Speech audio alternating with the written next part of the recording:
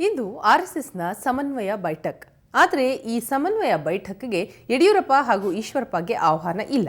ರಾಜ್ಯ ಬಿಜೆಪಿಯ ಪರವಾಗಿ ಬೈಠಕ್ಗೆ ಇಬ್ಬರಿಗೆ ಮಾತ್ರ ಆಹ್ವಾನ ನೀಡಲಾಗಿದೆ.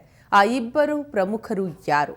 ಬಿಜೆಪಿ ನಾಯಕರ ಬೈಠಕ್ನಿಂದ ದೂರ ಇಟ್ಟಿದ್ದೇಕೆ? ಇಲ್ಲಿದೆ ನೋಡಿ ವಿಶ್ಲೇಷಣಾತ್ಮಕ ವರದಿ.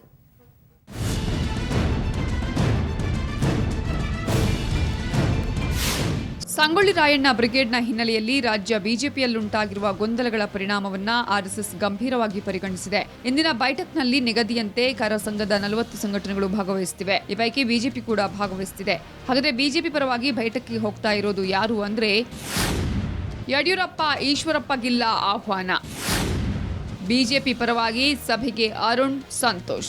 ಇಂದಿನ ಬೈಠಕ್ಗೆ ಯಡಿಯೂರಪ್ಪ ಈಶ್ವರಪ್ಪ ಸೇರಿ ಬಿಜೆಪಿಯ ಯಾವ ನಾಯಕರಿಗೂ ಆಹ್ವಾನವಿಲ್ಲ. ಬದಲಾಗಿ ರಾಜ್ಯ ಬಿಜೆಪಿ ಸಂಘಟನಾ ಪ್ರಧಾನ ಕಾರ್ಯದರ್ಶಿ ಅರುಣ್ ಕುಮಾರ್ ಹಾಗೂ ರಾಷ್ಟ್ರೀಯ ಸಹ ಸಂಘಟನಾ ಕಾರ್ಯದರ್ಶಿ ಸಂತೋಷ್ಗೆ ಆಹ್ವಾನ ಸಿಕ್ಕಿದೆ. ಈ ಮೂಲಕ ಸಂಗೊಳ್ಳಿ ರಾಯಣ್ಣ ಬ್ರಿಗೇಡ್ನ ಗೊಂದಲಗಳಿಗೆ ಆರ್ಎಸ್ಎಸ್ನ ವೇದಿಕೆಯಲ್ಲಿ ಚರ್ಚೆಗೆ ಅವಕಾಶ ಇಲ್ಲ ಅನ್ನೋ ಖಡಕ್ ಸಂದೇಶವನ್ನ ಸಂಘ ಪರಿವಾರ ರವಾನಿಸಿದೆ. ಇತ್ತ ಈಶ್ವರಪ್ಪ ಬಿಜೆಪಿಯಲ್ಲಿ ಗೊಂದಲ ಇರೋದು ನಿಜ ಅಂತ ಮತ್ತೆ ಹೇಳಿದ್ದಾರೆ.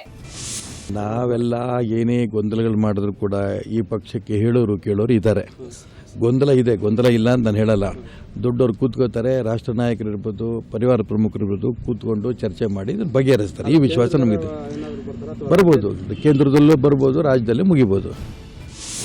ಈವರೆಗೆ ಸಮನ್ವಯ ಬೈಠಕ್ನಲ್ಲಿ ಬಿಜೆಪಿಯ ಸುಮಾರು 12 ಪ್ರಮುಖ ನಾಯಕರು ಭಾಗವಹಿಸುತ್ತಿದ್ರು. ಈ ಬಾರಿ ಬಿಜೆಪಿ ನಾಯಕರನ್ನ ದೂರವಿಟ್ಟು ಆರ್ಎಸ್ಎಸ್ ಬೈಠಕ್ ನಡೆಸ್ತಾ ಇದೆ. ಇತ್ತ ಯಡಿಯೂರಪ್ಪ ಇಂದಿನ ಬೈಠಕ್ನಲ್ಲಿ ಭಾಗವಹಿಸದಿರುವುದನ್ನು ಸ್ಪಷ್ಟಪಡಿಸಿದ್ದಾರೆ. ಕರೆದಿಲ್ಲ ರೀ, ನೀವೆಲ್ಲ ಕರೆಯೋದು, ಸಂಘದವ್ರು ಕರಿಬೇಕು. ನಾಳೆ ಯಾರನ್ನೂ ಕರೆದಿಲ್ಲ. ನಮಗೆ ಮೀಟಿಂಗ್ ಯಾವುದನ್ನು ನಾವು ಇದುವರೆಗೂ ಈ ನಿಮಿಷದವರೆಗೂ ಇಲ್ಲ, ಕರೆದಿಲ್ಲ. ಕರೆದಾಗ ನಾವು ಇಡೀ ನಮ್ಮ ರಾಜ್ಯದ ಬೇರೆ ಬೇರೆ ಚಟುವಟಿಕೆಗಳ ಬಗ್ಗೆ ಚರ್ಚೆಗಳು ಮಾಡ್ತೀವಿ. ಈ ವಿಷಯಕ್ಕೆ ಯಾವಾಗಲೂ ಕರೆಯೋದಿಲ್ಲ, ಈಗಲೂ ಕರೆದಿಲ್ಲ.